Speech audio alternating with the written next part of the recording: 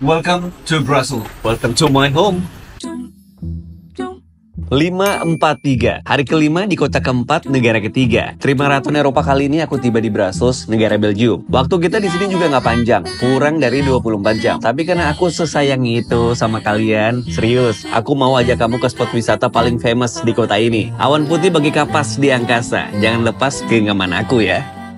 Dingin banget guys di luar.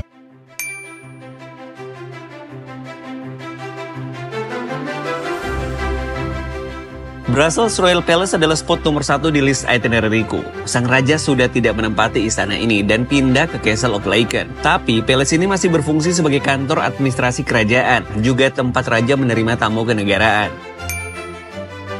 Palace ini umurnya masih 200 tahun, tergolong muda jika dibandingkan beberapa istana di Eropa.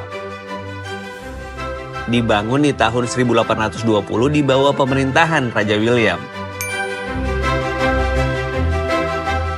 Sayangnya Royal Palace ditutup sepanjang tahun karena alasan renovasi yang sedang dilakukan. Jadi aku cuma bisa berfoto sebentar dan melihat tentara kerajaan yang berganti sip di halaman kerajaan.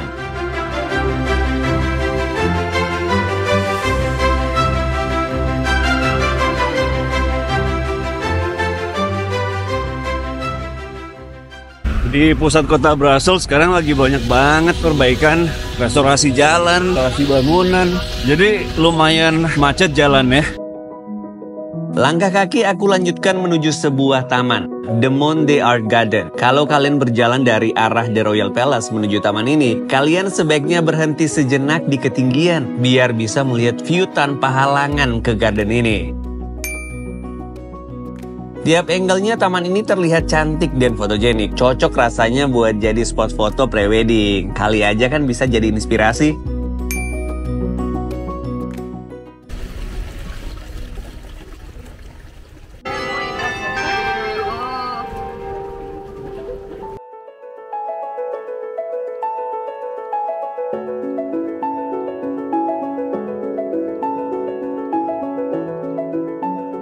Aku sampai depan patung bocah kecil yang lagi pipis. Aduh, bandel banget. Udah bisa nebak pasti. Mannequin Peace. Ini bukan hanya sebuah patung anak kecil pipis sembarangan loh. Ada cerita di balik patung yang sangat terkenal ini. Legendanya adalah, anak ini secara tidak sengaja pipis di atas sumbu bubuk mesiu yang menyala. Kalau sumbu ini tidak padam karena pipis si bocah nih, maka tembok dan gerbang kota Brussels sudah hancur. Makanya, bocah ini diceritakan sudah menyelamatkan Brussels dari bencana dan kehancuran. Lucu kan ceritanya? Tapi hidup memang penuh cerita lucu yang tak disengaja. Meskipun kata orang gini nih, tidak ada hal di dunia yang terjadi tanpa alasan. Bener nggak sih?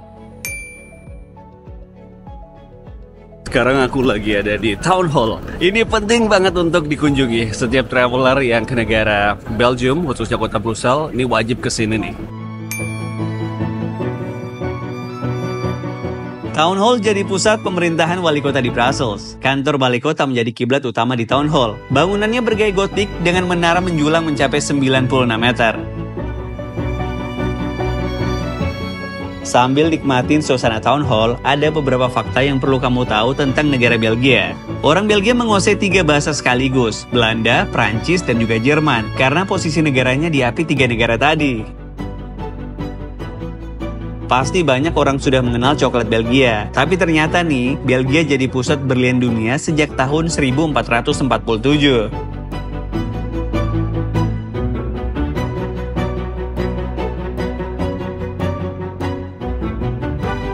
Fakta lain yang juga menarik adalah, orang Belgia punya rata-rata tinggi badan 182 cm. Jadi negara dengan populasi manusia tertinggi kedua di dunia setelah Belanda.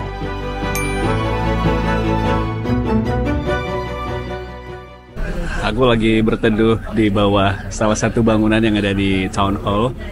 Tiba-tiba terjebak di dalam satu grup tour karena semuanya pada mepet ke belakang. Dan akhirnya aku berada di barisan paling belakang. Hujan guys, kalau dari forecasting cuaca 1 jam hujan dan reda di sekitar jam 11 nanti. Habis itu aku bakal ngabisin waktu beberapa saat buat menikmati keindahan Town Hall di kota Brussels, Belgium.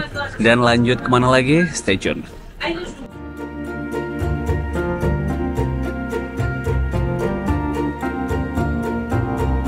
Galeri Royal St. Hubert, tempat perbelanjaan pertama di Eropa, yang hingga kini masih tetap indah dan juga elegan. Aku teringat beberapa tempat yang sama saat masuk ke sini. Sebuah shopping place di Copenhagen, Denmark, dan Duomo di Milan, Italia. Desain dan fungsinya sama, yang membedakan hanya ukurannya aja. Didesain di tahun 1847 dengan panjang 200 meter, berlangitkan material kaca yang membuatnya tetap terang sepanjang hari. Sejak dibuka, galeri ini jadi meeting point favorit para elit, seniman, juga turis yang mengunjungi kota Brussels. Sekarang aku lagi jalan menuju satu katedral di pusat kota Brussels. Ayo kita ke sana yuk. Saint Michael and Saint Gudula Cathedral, sebuah gereja Katolik bergaya gotik dari abad pertengahan. Katedral ini didedikasikan untuk santo pelindung Brussels, yakni Santo Michael dan Gudula. Dari luar, fasadnya sangat rumit dan detail. Karakter gotiknya dengan kaca patri indah juga menara kembarnya yang menjulang tinggi terlihat sangat megah.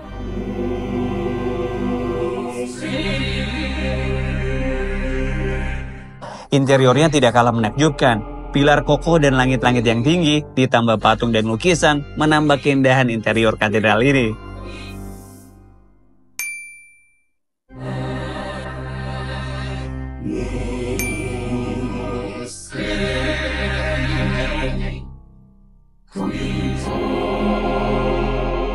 Pembangunannya dimulai sejak tahun 1226 dan direnovasi dari tahun 1983 hingga 1999. Sisa gaya Romawi dan ruang bawah tanahnya masih dipertahankan sampai hari ini.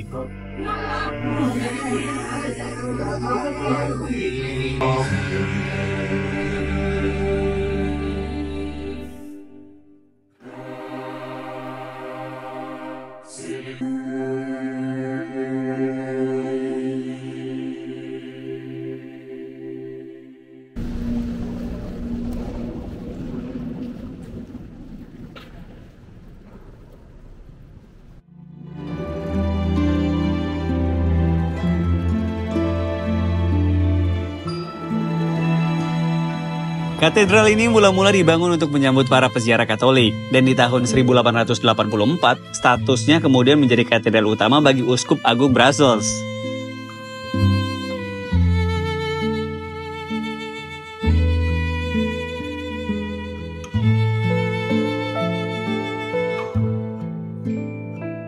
Kalau ingin berkunjung ke katedral ini, pagi dan sore adalah waktu terbaik, di saat sinar matahari bersinar melalui kaca patri.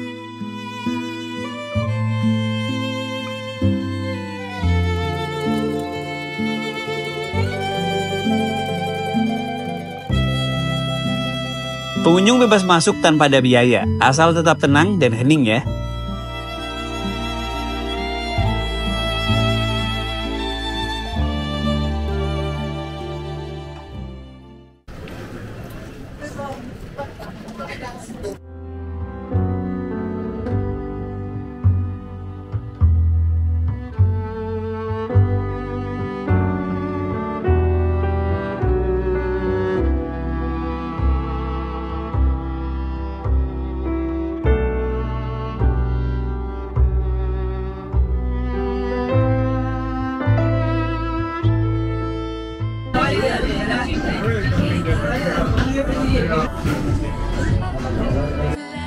Belum sah kalau belum makan waffle Belgia. Ini tempat yang kita pilih, Waffle Factory.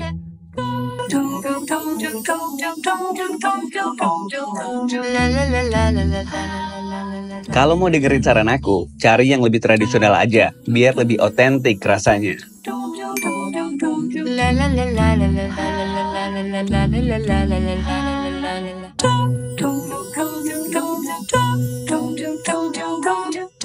Sebelum melanjutkan dengan kereta menuju Paris, aku mampir ke sebuah restoran Asia. Memang sih, restoran Asia hampir nggak pernah gagal.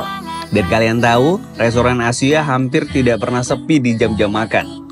Sambil makan aku mau bilang, sampai ketemu di Kota Cinta ya. Aku kirim cinta untuk semua kalian yang sudah menonton, subscribe, dan like video ini. Paris, I'm coming!